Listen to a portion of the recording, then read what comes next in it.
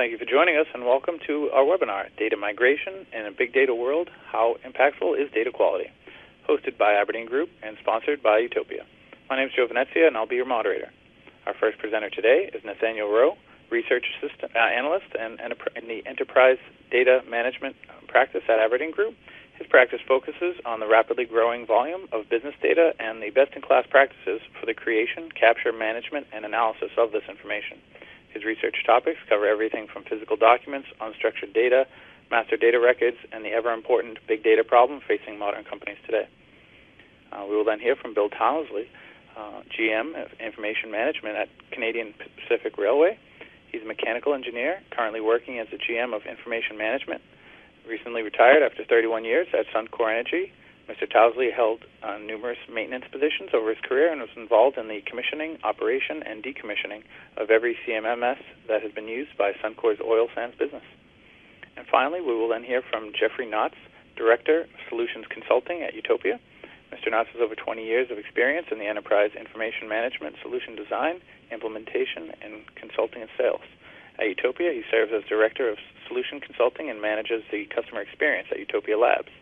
Mr. Knotts has held positions at Data Processing Programmer, Data Processing Manager, EAM, Software Sales Engineer, and Software Consultant. You'll also notice two presentation assets in the Presentation Asset tab. Feel free to click on those during the presentation, and you'll have a link that you could download later after the presentation or bookmark if desired for later reading. And if you'd like to submit a question for our question-and-answer session that will be held at the end of today's webinar, please click the Ask a Question tab on the lower left corner of your screen, then type your question in the field provided below and click the Ask a Question button. A copy of the slides will be emailed to all attendees, and it's now my pleasure to turn the webinar over to Nathaniel. The floor is yours. Thank you very much, Joe. So we're here today to talk about big data, how this is changing the IT environments today, and how data migration and its companion piece, data quality, still fit within this new landscape. I'll be sharing mostly results collected from a survey conducted in Q1 of this year in March and April.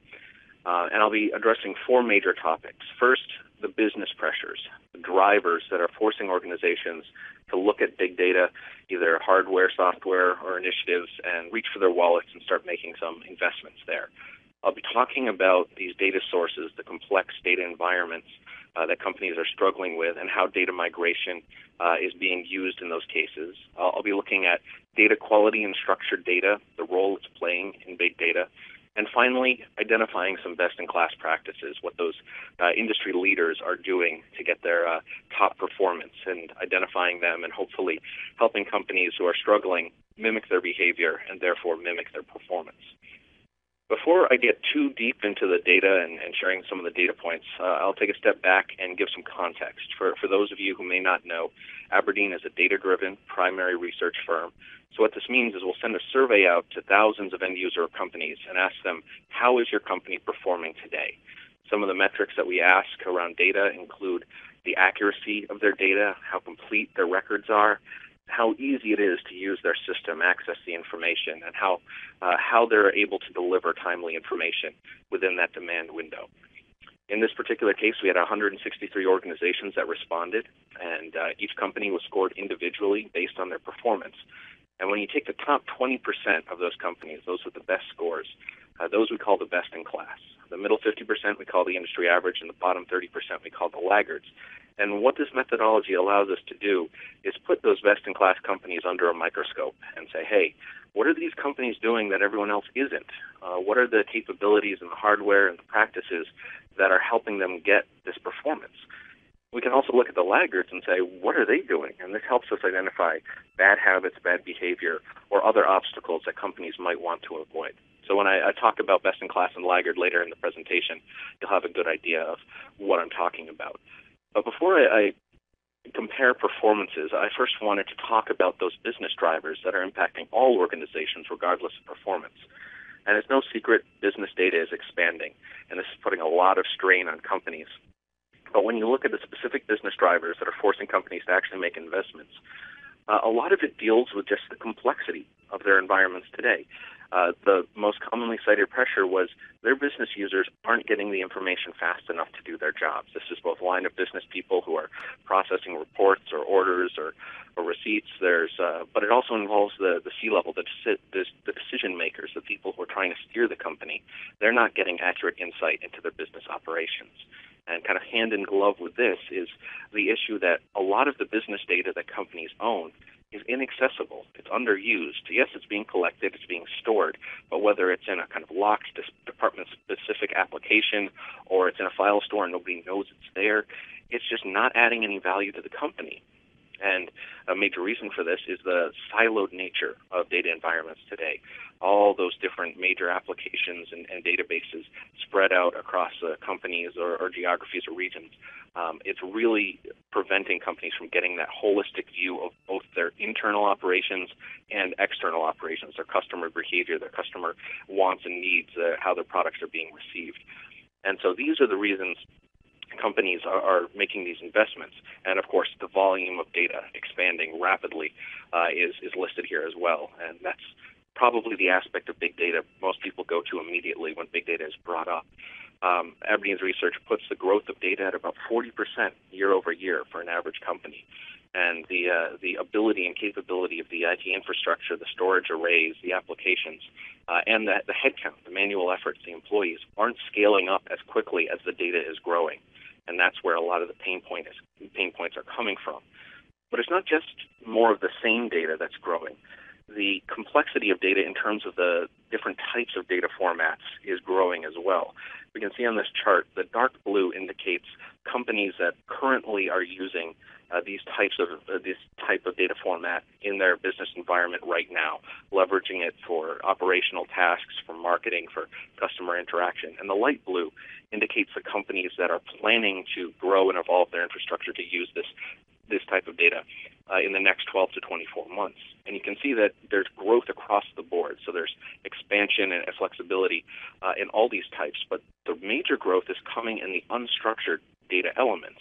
You can see, unstructured text, emails, documents, that's to be expected. But in images, rich media, video, and especially social media, that we're seeing, doubling of the amount of companies that are using this data, or tripling in certain cases. So it's not just, more relational databases. It's more different types of data sources that are being used. And this adds additional strain for environments. So if we look at these different data sources, we can ask ourselves, how is the organization dealing with it? What's a picture of an organization look like?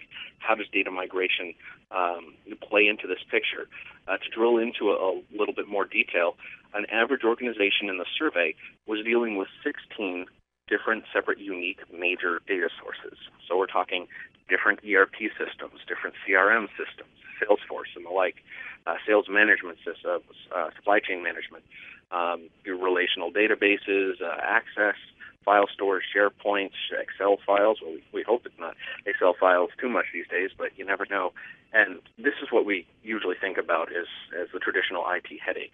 But the story goes beyond this. In this increasingly global, interconnected business world we live in, it's becoming more and more important to access data feeds from your business partners. So the average organization is drawing data from OEM partners, resellers, people up and down the supply chain, people that they contract out to get them purchase behavior data on their customers, and they have to get that data, make sure it's of high enough quality and in the right format to enter their system. So it's another integration challenge.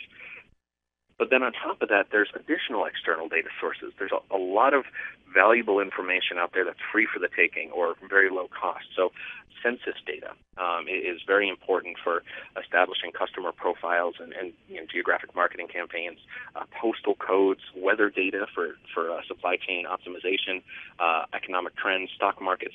The list is endless. But companies are very quickly learning the value that's out there, reaching out and grabbing this information. So we're just seeing, it's a very simplistic diagram here of the complex web that an IT organization has to deal with. But when you ask the question, and this is a very important step, how many of these data sources are actually bringing value to a company? Well, it's not a pretty picture. In fact, less than half, 47% of these data sources can be readily accessed and analyzed. And this speaks again to those major business drivers I spoke about earlier. Too much of this data is inaccessible, it's underused, it's not bringing value to the organization. And this is where data migration comes into the picture.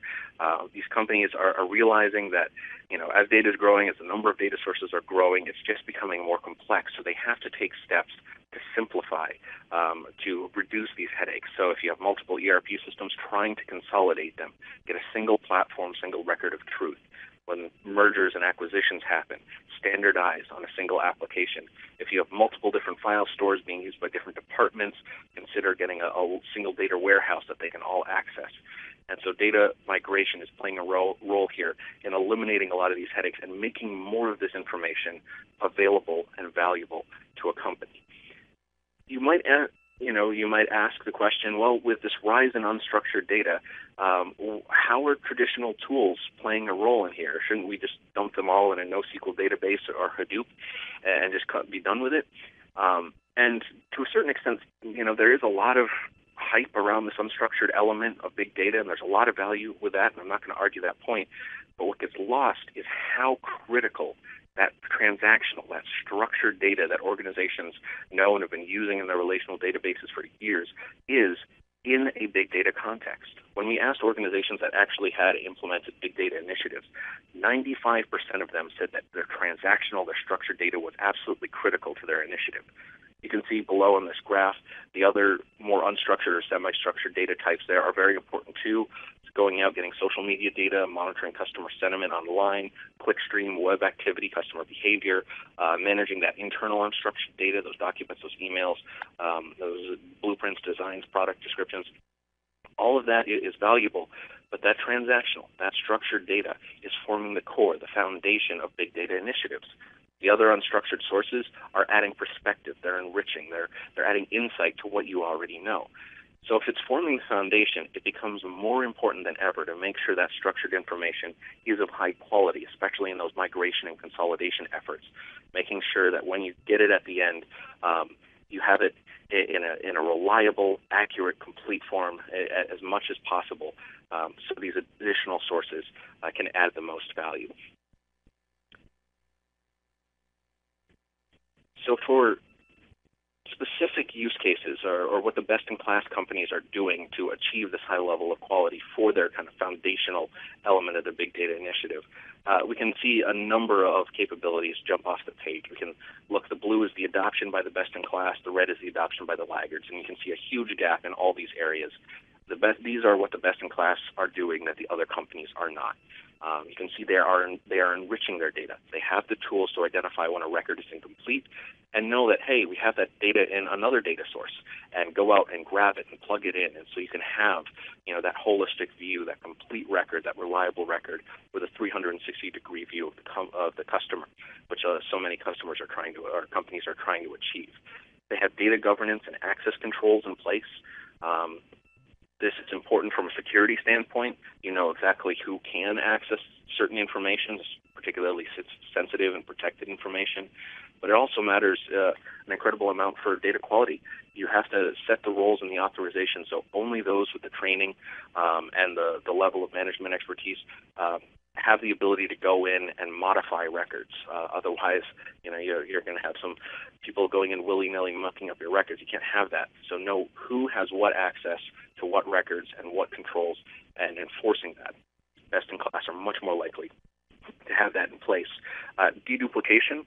Again, there's two elements to this. One, if you want to have a system of record, record of truth, a record where you can go in and trust that this is the most up-to-date version, you need to remove all competing records. It's fairly simple. But the other side of the coin is we talked about that growing data volume, 40% year over year. That gets even worse if you're storing multiple versions of all your records in different data stores, different databases, or in the same database and don't have the tools to identify that. So if you're already having pain points from data volumes, try data deduplication. Remove those extraneous records. Streamline your data footprint.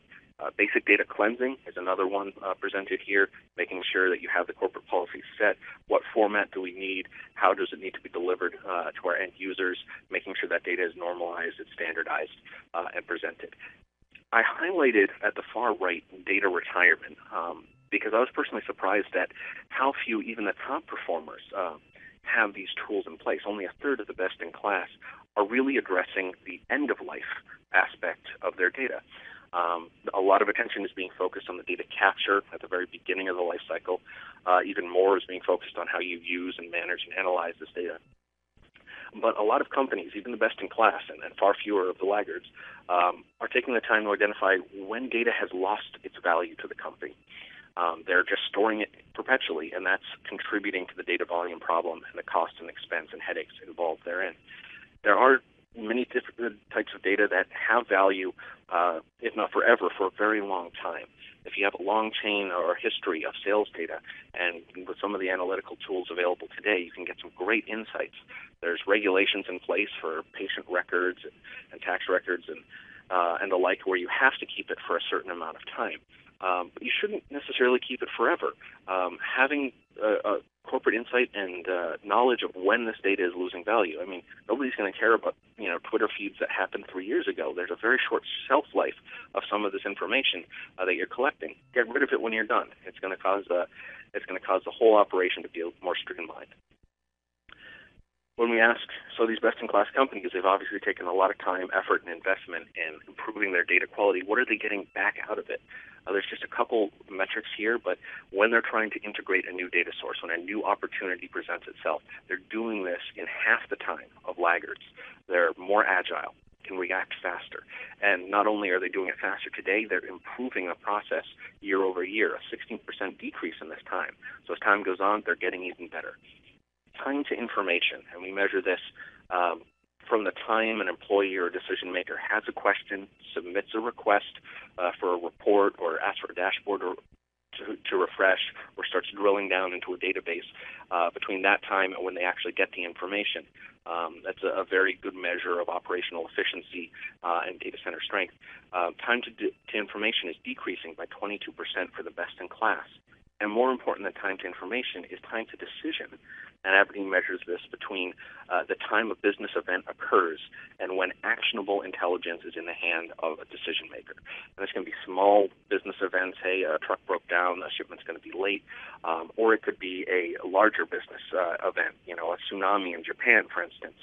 And this is where the real competitive differentiation comes in. If you're able to understand the ramifications of these business events, how it's going to impact your supply chain, your manufacturing, your production, your delivery of your products, and react faster than your competitors, you have a significant advantage. And so, again, that foundation of strong, quality, structured data plays directly into this competitive strength. Now, it's no secret big data is a complex, expensive, challenging task, and it can be very daunting for organizations to even consider these projects, or data migration projects in particular.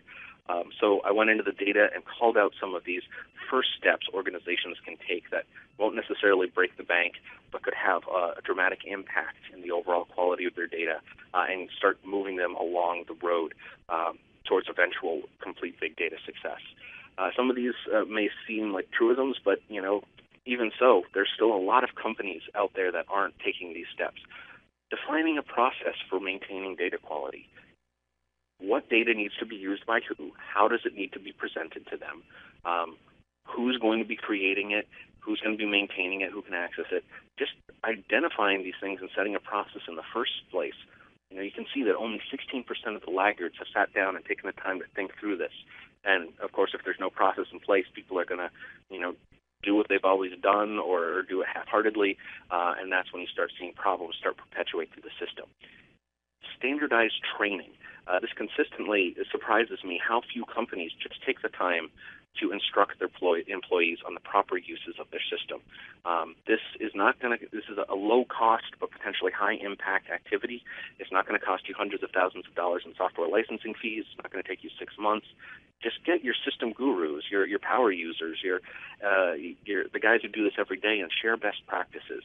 7% of laggards have standardized training. The next 2 points here, classification, discovery. This is about a basic data audit. Understand what you have. Where is it stored? A lot of times, as you can see, over half of organizations, even the top performers, don't have a complete understanding of what they have. There's probably a lot of value being stored in some forgotten storage array somewhere gathering dust. Understand what you have and that'll give you a much better idea of where the problem areas are and the dramatic first steps you can take to fixing this complex web that's contributing to the headaches on the operational side of things.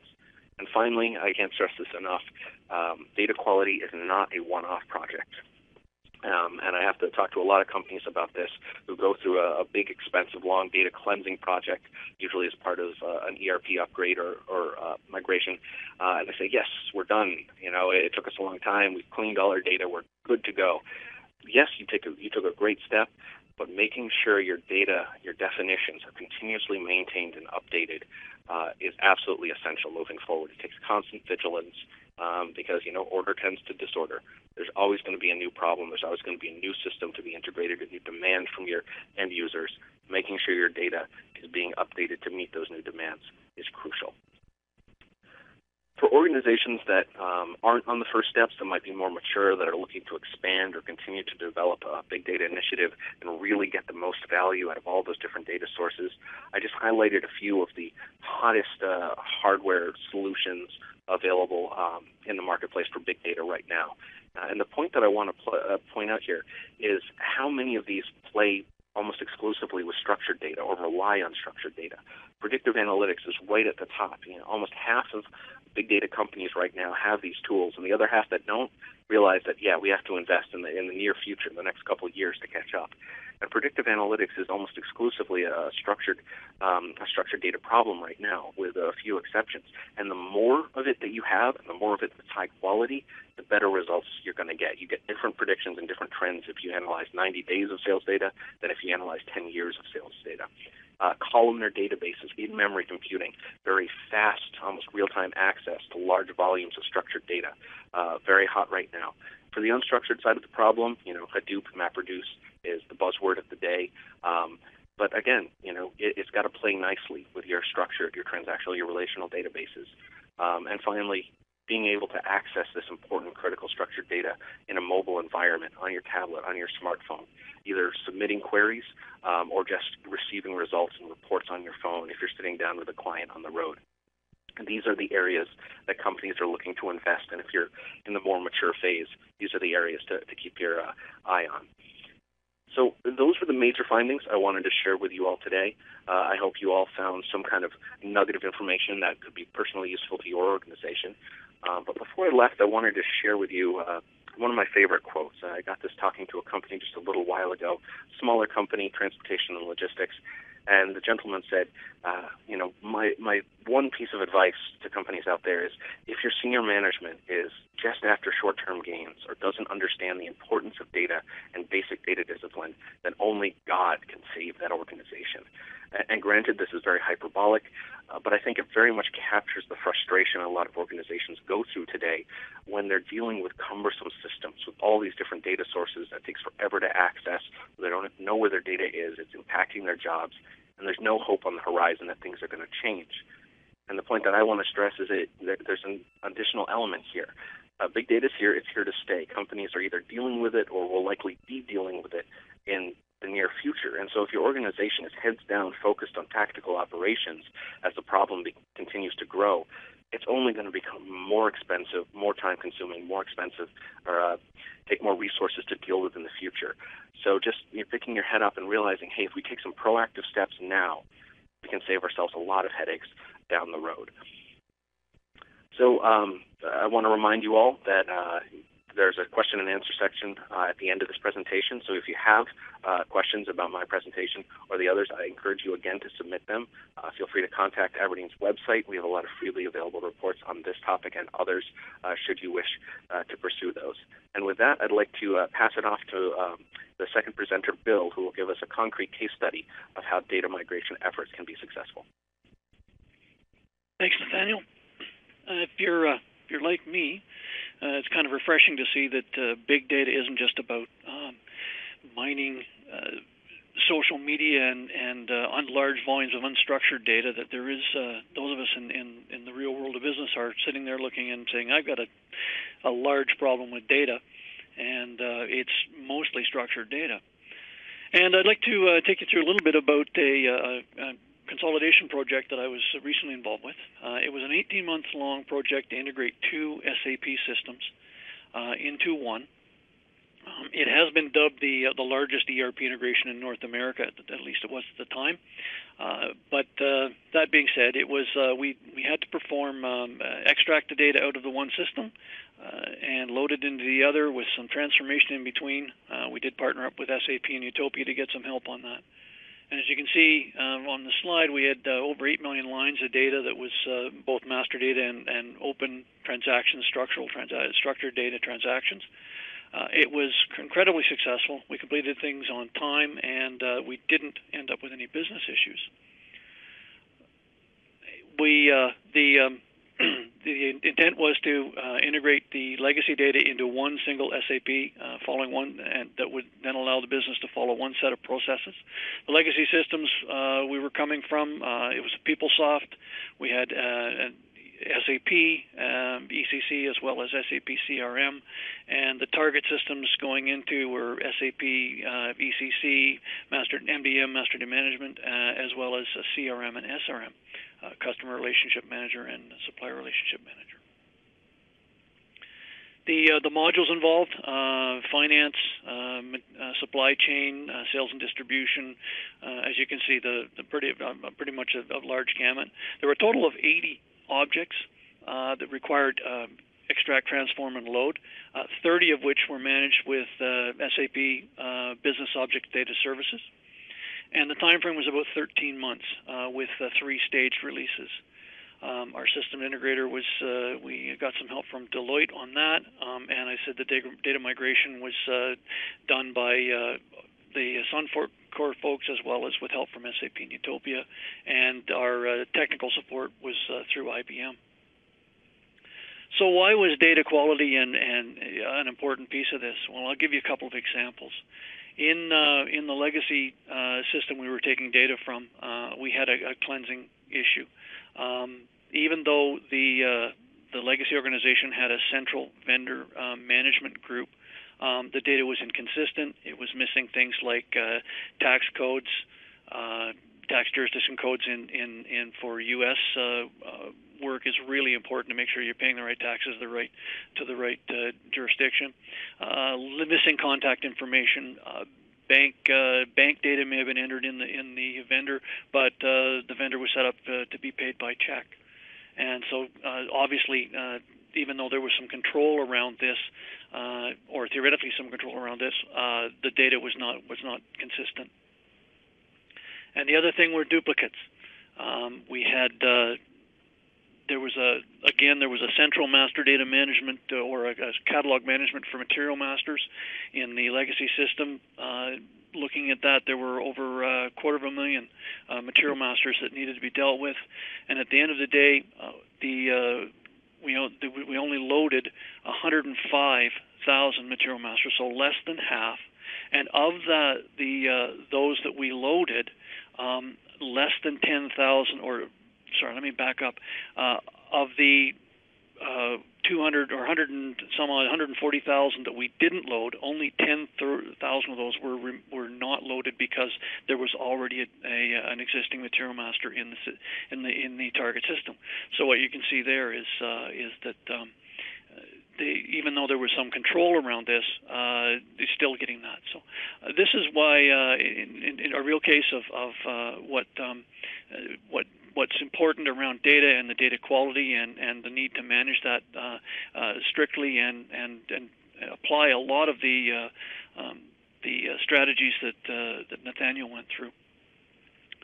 So that's a quick example of what a data conversion or data migration project can look like, and why it's important to make sure that you're dealing with the data as you go through that.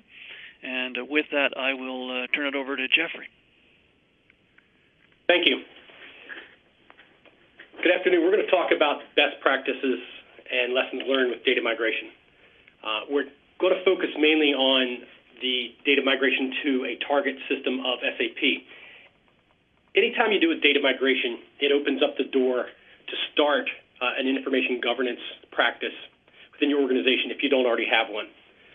Some of the events that can help you, that can compel that, are migrations, ERP migrations, go-lives, data quality issues with your master data, analytics, mergers and acquisitions, etc. One of the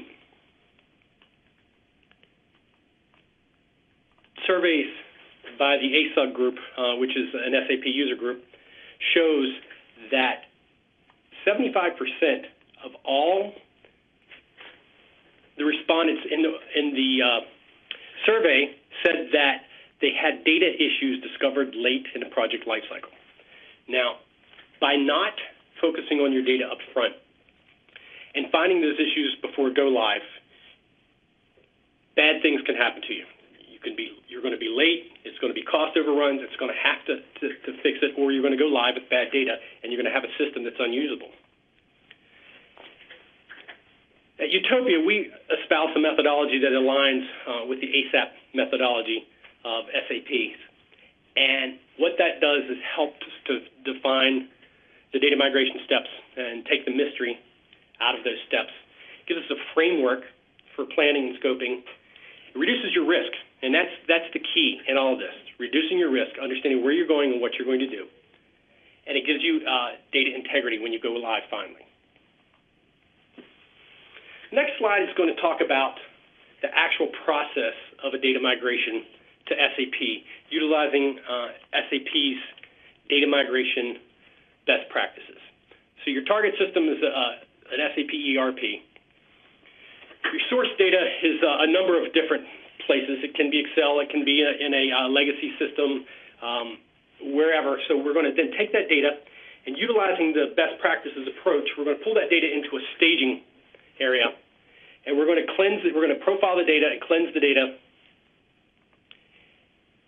We're going to pull the configuration rules from the ECC system so that as we iterate through the data, we're going to be able to make sure that the data passes all said rules that are in the ECC system, and so that when you go live, you've already iterated through all of the issues and the data is going to load properly the first time.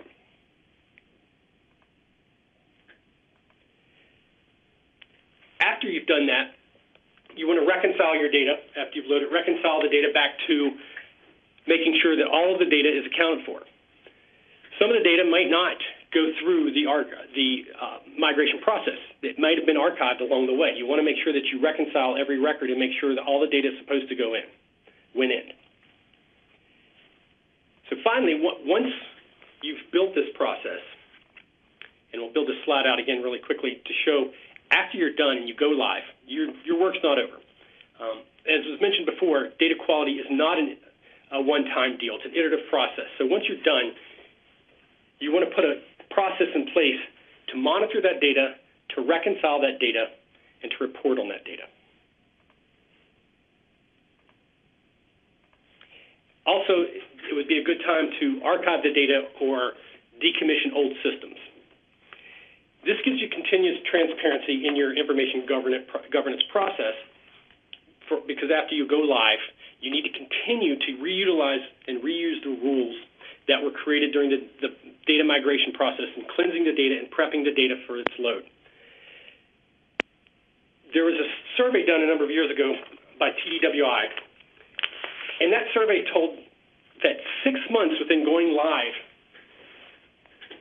20% of your data has aged or has data quality issues. Now, why is that? There's a number of reasons, but that survey also showed that 75% of all mistakes entered into a system were entered in by employees. Now, one would think that an employee entering data into a system, what they do every day, they'll get it correct. But think about this, if you will. If you're going online and you want to order something from a website and you don't pay attention when you put in your name and address because you know your name and address, you don't need to be looking at it. So you hit enter and you realize a week later that you didn't get your package on time, and you go back and look, and what happened, you weren't paying attention, you entered the wrong data in. If the website would have had the ability to catch that and give you a heads up and let you fix the data up front, there wouldn't have been that delay. So that's how employees will enter in bad data and cause an issue. If you put in a real-time data governance process that will catch that, capture those errors, and give them the ability to fix it, you're going to reduce those errors significantly. So let's talk about a little bit about some best practices and lessons learned from the field. First thing you want to do is determine the purpose of your data. You need to analyze your information environment, and identify where the data is going to be leveraged and who actually used the data. Secondly, take an as-is assessment before moving the data. This is very key to any project, especially if you're going to come in on time and on budget. Data is dynamic. It changes all the time. It's tied directly to business processes and uses. So establishing standards and defining the business rules for the migration and ongoing afterward data use is going to ensure that the data is fit for use. Account for data quality, especially in legacy systems. This is key. We've said this over and over. Migrating data is more than just moving the data. It's making sure you move the right data to the right place and make it fit for use. You want to cleanse it, standardize it, deduplicate it. You want to validate and redefine your business rules.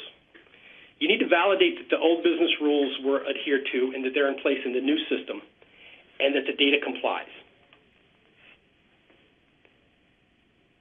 You want to start a data governance strategy early. Establish what the rules are and who is responsible and who owns the decision-making process. You need to take responsibility for your data migration. Even if you have a systems integrator or consultants in there, you need to live with the results of the data migration. So you need to find the right people to manage the process and technology correctly. Tools are great, but don't rely 100% on that. There's going to be data quality issues that the tools cannot fix, and you're going to need to go and have a process in place to find out what the issue with the data is and how to fix it. This is key. Validate throughout the process. I talked a little bit about the data migration methodology of pulling the configuration data from an ECC system and continually iterating through that to validate that. That will help you have a successful go live on time and on budget. This is also as key. Engage the business. They're the folks that own the data and are going to use it. If you don't engage them up front, you're going to have to come back and do rework. And measure the impact. Determine who should be involved in testing, evaluation, the final sign-off of the data migration, and being keenly aware of the final user of the data. So a couple of the tools that we use in many of our data migration processes are the ETL and data quality tool from SAP called Data Services and the analysis tool called Information Steward. Use Information Steward up front to get a sense of what the issues are with your data so that you can cleanse that data properly going forward. You use the tool also to validate that the data was moved properly, and then further you can use it to monitor data over time to make sure that data isn't aging and you're not getting that 20% of error rate over 6 months. It allows you to have an early warning system to flag new business rules that may need to be imposed or any other business rules that aren't being invoked properly. This slide just shows a sample workflow of an actual cleansing and migration process. It's one of those pieces of the earlier slide to talk about taking away the mystery of the process. And finally, that's it.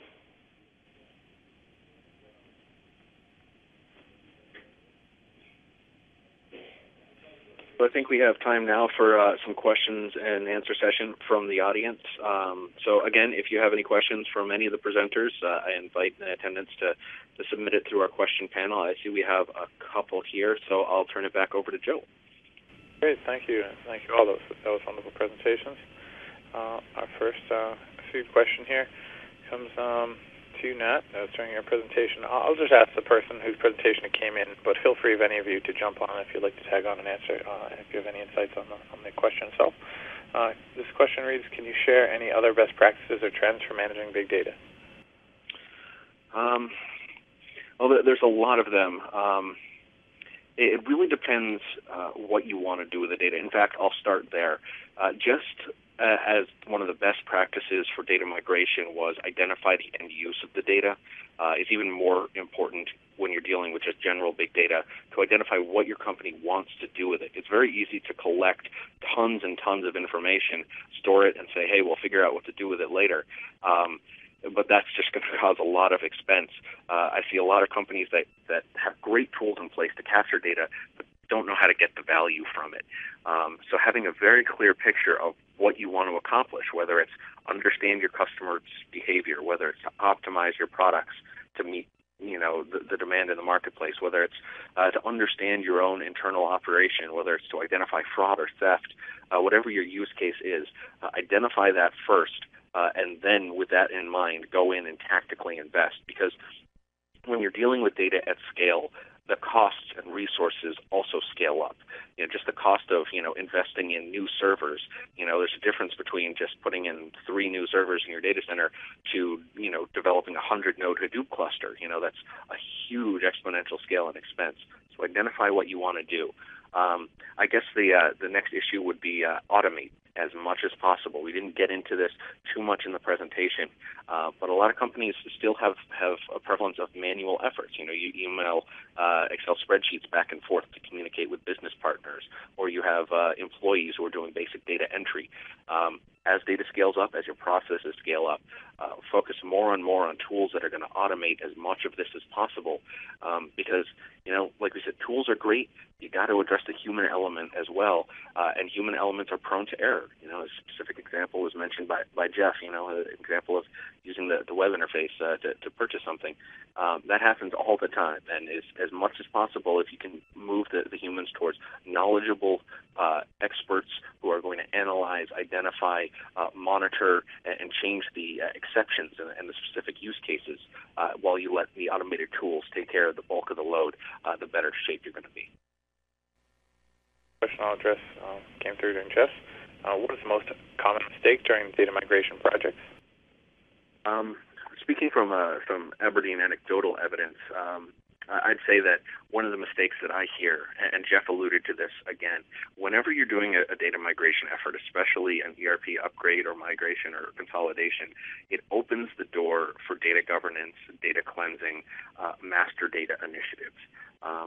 It's not necessarily a mistake in the process itself, but the mistake of not taking advantage of that window. I see this all the time. Specific cases, this giant industrial manufacturer in Asia Pacific with this large distributed organization, distribution centers, manufacturing centers.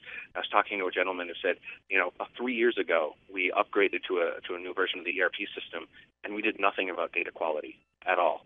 And we realized only later that we should have taken advantage of the opportunity. We completely missed the boat, and there wasn't any budget because the economy was down, so we had to wait 3 years with our data quality issues until we did another consolidation project, and then we jumped on the boat and made darn sure that we were going to do a data cleansing effort then. So take advantage of that window is a piece of advice I'd like to share.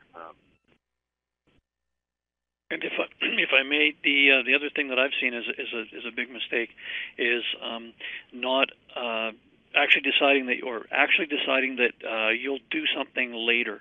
I've seen that. I've actually been through that where as part of a data migration, the decision was made. We don't have time to deal with this. We'll just move the data across as best we can now and deal with it later, and it doesn't get dealt with later.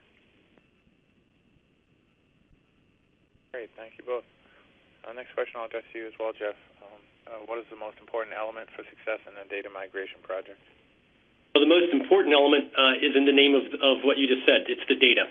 If you forget about the data, your system is not going to be successful. It's not going to be leveraged. It's not going to be used.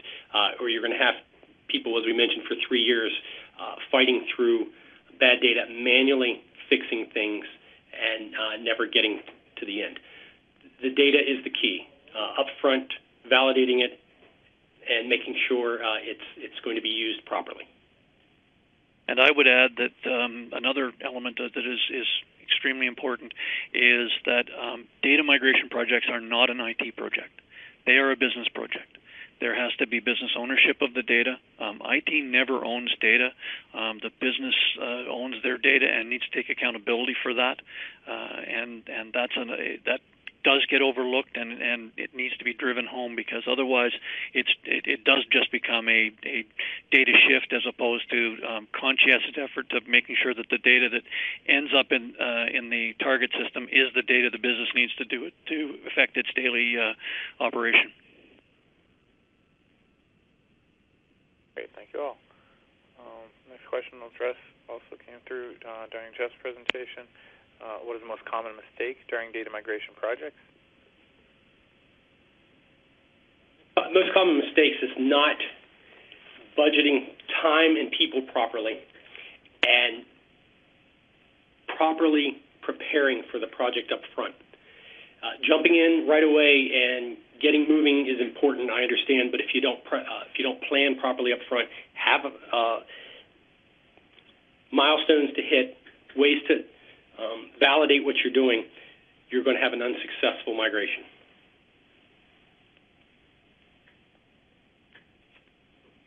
Great, thank you, Jeff. Also, Nat, this question came through in yours, but feel free anyone to tag along and answer here. Any advice on how to maintain data quality on a larger scale or with high-speed data feeds? Again, there's a couple components to this question. There is a use case. We've been talking about structured data a lot in this particular presentation, but if your business use case is mainly focused on unstructured data, I see this a lot with web activity, social media, clickstream Twitter feeds. If you're just pulling in lots of unstructured data and trying to, do cluster analysis on, social media groups and interaction with, trends in Twitter, data quality isn't as much of an issue. It doesn't really matter if there's spelling errors in, a particular Twitter post. It's going to get kind of lost in the shuffle, so to speak, and you can still see the major trends. If you're trying to do something more tactically, using that to enrich your structured data, or you have a high intensity feed, large scale, structured environment, again, I go back to the issue of automation, especially when it involves the creation of data or the capture of data from a business partner or an external feed. Taking the time to do a system-to-system data interchange, or setting up some kind of portal for this data feed to come in and then get transformed into the correct format for your system. If the data is coming in at that master level at high quality, you save yourself so many headaches, especially at large volumes. And we talked a little bit about the scoring and the tools to identify when problems start occurring in the enterprise or in the data center. Having those measurement tools to score data quality and say, hey, data's aging, there's some problems, these business rules weren't applied.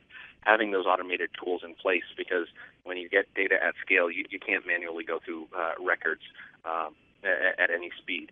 So automation, measurement tools, scoring, and then understanding what the purpose is, and that might change how you address the data quality issue. Great, thanks, Matt. Jeff, this question came through during your presentation. The user asked how to best budget for a data migration. Any thoughts on that? Yes. Understanding all of the components of what you're facing, and most importantly, as was just mentioned, understanding the state of your data up front so you know how much effort is going to be required to prep that data. So the very first thing that we suggest is a data auditing or data profile exercise to find out what the effort is involved, and then scope it based on that effort.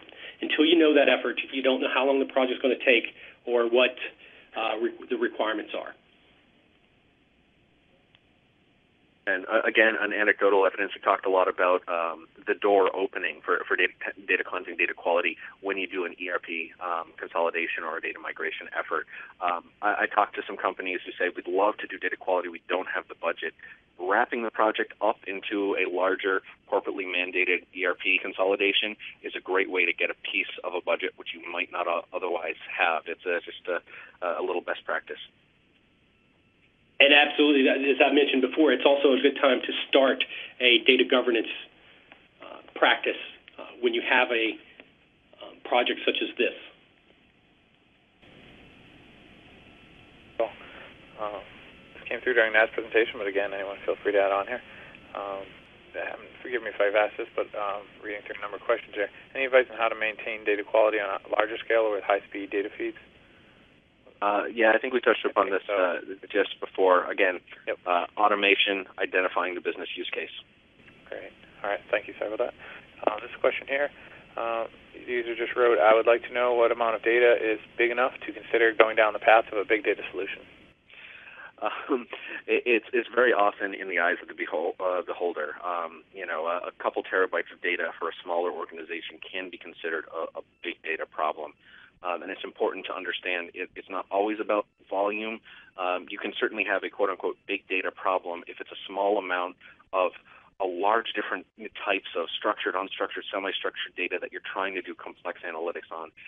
That's a big data problem in my view.